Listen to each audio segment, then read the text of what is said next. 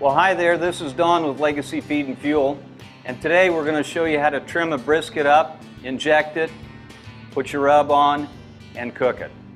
So, to begin with, we get all of our meat from Greenfield Meats, and this is a brisket, about a 17-pounder.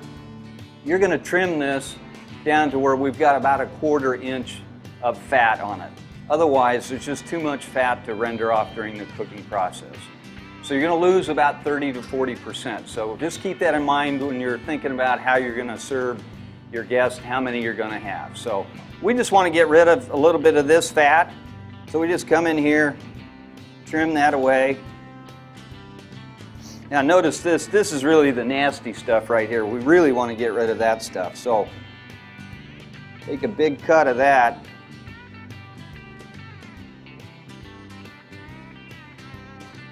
So then I kind of push down to see how hard that is. I still want to get rid of more of that because it's just too much of that heavy fat.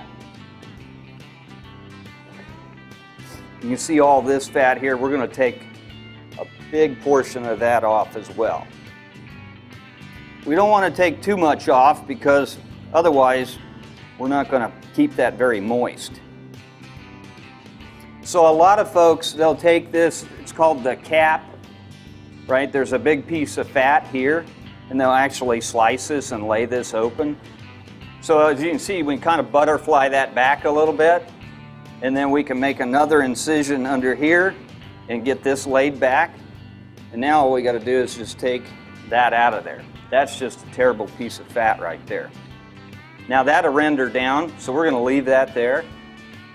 Take a little bit of this off of here. So now we've got it all trimmed up. Now we're going to inject it. And why do we inject? Well, we'll pick up about 30% more moisture when you inject. And I like to let the injection sit inside the meat for about 3 days before we cook that. You can do it within 24 hours, but I found that 3 days you really pick up a lot more moisture and it tenderizes the meat. So we use a product called Butcher Barbecue, and we have that at both locations of our store.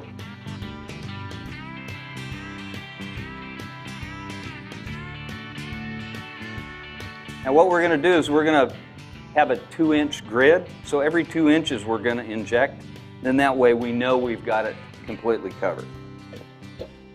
So you inject, and then as you're pulling up, go ahead and put your fluid in. So as you'll notice, once you make an injection site there, the fluid wants to come back out of that. So I just kind of put my finger over that and massage that hole closed so you can keep most of your fluid in there.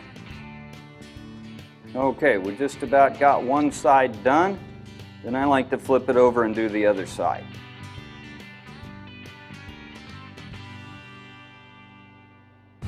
So now we've brought the meat out of the refrigerator. We've had it in there for 3 days.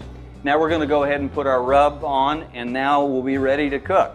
So I like to use a little olive oil so my rub will stick to that. Rub it all around. And then we have a product called Suckle Busters, SPG. So that's sea salt, pepper, garlic, and turbano sugar. So a little bit goes a long way. We're going to flip it over. Going to do the other side, a little olive oil. Get the ends. So we're going to put it on the grill, 180 degrees to 200 degrees. So I figure about an hour to hour and a half per pound. So we're going to end up cooking this a minimum of 12 to 15 hours. So what we're looking for is internal temp of 140 degrees.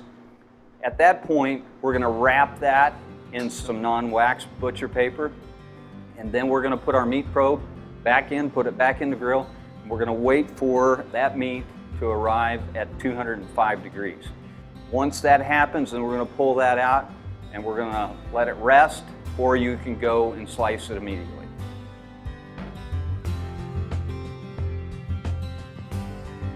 Well, there you have the sliced brisket.